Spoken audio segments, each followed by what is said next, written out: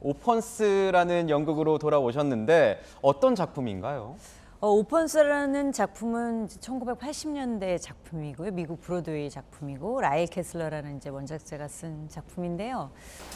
그 내려놔두 내 작은 행복 내 작은 행벌이야. 그렇지 않으면 네 목숨을 낸 벌이야. 뭐 간단하게 설명을 드리면 어떤 해롤드라는 갱스터, 시카고 갱스터 출신의 고아였던 그 중년 남성이 이제 우연한 기회에 이제 필라델피아로 오게 돼서 고아 형제인 트릿과 필립 형제를 실제로 돌보게 된다라는 그런 내용입니다. 근데 오펀스라는 연극 자체가 보니까 이 젠더 프리라고 네. 해서 원래 이제 남자 배역으로 만들어졌던 그렇죠. 이 배역을 수상미 네. 배우께서 직접 이제 연기를 하시는 거잖아요. 거기다가 네. 중년의 남성, 방금 말씀해주신 갱스터 해롤드 역할을 맡으셨는데 네. 그 역할을 연기하실 때 좀 힘들지 않으셨나요? 워낙 또 남자 역할이니까 원래는 브로드웨이에서는 알파치노가 이 역할을 했어요. 연기의 고장 뭐 네. 영광스러웠죠. 알파치노의 역할 했던 역할을 내가 무대에 서게 되는구나. 근데 처음에 그래서 대본이 들어왔을 때 그런 점들 때문에 주저함도 있었고요. 그리고 뭐 내가 나한테 그런 남성적인 에너지가 있나, 이걸 해낼 수 있나? 근데 3년 전에 정경순 선배님이 이 역할을 하셨을 때 제가 보러 갔었어요. 근데 그때 사실은 역할도 역할이지만 작품 자체의 매료가 됐고 작품이 너무 좋다 이거는. 그래서 그 이유 때문에 선택을 하게 됐는데 만만치 않더라고요. 그래서 연습 때도 연출님도 이제 더 에너지를 좀 뿜뿜할 것을 요구하시고 네. 근데 무대에도 오랜만에 서는 데다가 남자 역할도 처음이고 그러니까 모든 걸 좀 처음부터 다시 시작하는 신인의 그 느낌에서 하게 되니까 좀 역할을 구축하기가 처음엔 좀 헤매던 시절이 있었는데 너무 재밌는 거예요. 이제 딱 리허설하고 정말 첫 공을 딱 무대에 서자마자 너무 재밌고 너무 관객들의 반응도 굉장히 폭발적이고 그래서 요즘은 무대 위에 올라가기 한 몇 분 전부터 이제 혼자 소대에서 뒷소대에서 준비를 합니다. 에너지를 모으는 준비. 그렇군요. 확실히 이 육체적인 파워나 에너지가 여자하고는 좀 다르게 쓰이기 때문에 그런 부분을 많이 집중해서 연기하고 있습니다. 근데 이런 연기를 하실 때 조금 힘든 측면은 없으셨어요? 그래서 처음에 연습 때 굉장히 헤맸어요. 막 잘 걸어지지도 않고 말도 잘 안 나오고 표정도 잘 안 지어지고 그러더라고요. 그러니까 제가 나는 배우야라는 정체성을 너무 오래 잊고 산 동안은 나는 감독이야라는 그 정체성이 좀 더 강했기 때문에 그리고 엄마야. 그래서 근데 또 이렇게 하다 보니까 되게 오래전에 아주 오랜 기간 동안 했었고 또 저희 아버님께서 이제 돌아가신 아버님께서 연극 배우셨잖아요. 그래서 저는 선생님. 네 정말 걸음마 할 때부터 극장에서 살다시피 하고 아버지의 연극을 늘 봐왔던 그런 경험이 있으니까 또 금방 이렇게 회복이 되고 그 감각들이 다 깨어나더라고요. 네. 그래서 다행히 지금은 반응도 굉장히 좋은 것 같고 잘 열심히 하고 있습니다.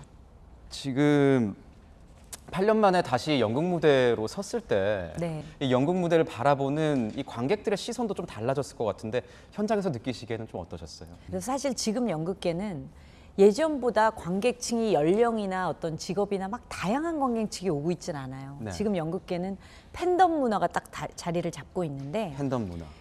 이분들은 이 연극을 10번씩 봐요. 그러니까 그게 10번씩. 팬덤 문화거든요. 네. 특징이 최소한 2~3번은 봅니다. 그러면서 이 연극이 완전히 자기한테 체화될 때까지 이 연극이 대사를 외울 때까지 보시는 분들도 계세요. 그래서 정말 찐 팬들, 정말 진정한 관심 있는 분들이 오시는데 그래서 저는 놀란 게 이제 끝나면 커튼콜 하잖아요. 전부 기립을 해서 박수를 치시는 거예요. 그만큼 진심인 거죠, 이 작품. 근데 이 작품이 그렇다고 굉장히 가볍고 보기가 쉬운 작품은 아니거든요.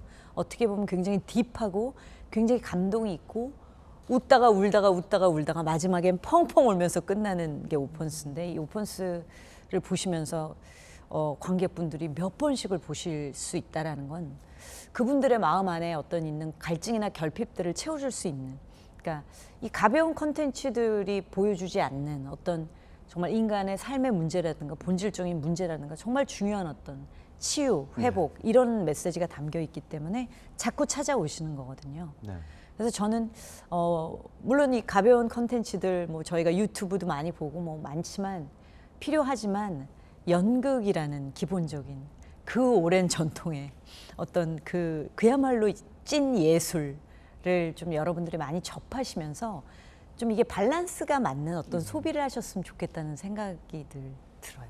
연극계 전반적인 문제를 좀 여쭤봐야 될 것 같기도 네. 해요. 연극계 이렇게 공부를 하다 보니까 연극하는 사람들은 배를 많이 고른다 이런 얘기가 많이 있지 않습니까? 아직도 보면은 뭐 제대로 월급이 안 들어와서 생활하기도 힘들다, 이것만 가지고는 배우 생활만으로 힘들다 이런 얘기도 있고 한데 실제 제작도 해보시고 하니까 네. 연극계 좀 힘듭니까? 지금도 계속 어떻습니까? 연극계는 뭐 어제나 오늘이나 내일이나 계속 힘들 것 같아요. 근데 내일은 힘들지 않았으면 좋겠는 바람이 있네요. 근데 이제 연극계가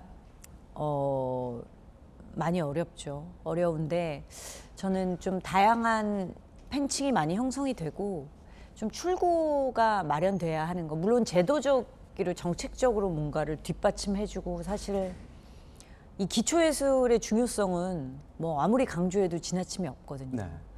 그러니까 정말 이 기초예술이 없으면 사실은 제2의 제3의 거기서부터 파생되어져 나온 어떤 그 새로운 예술들이나 상업 예술들도 터전을 잃어버립니다.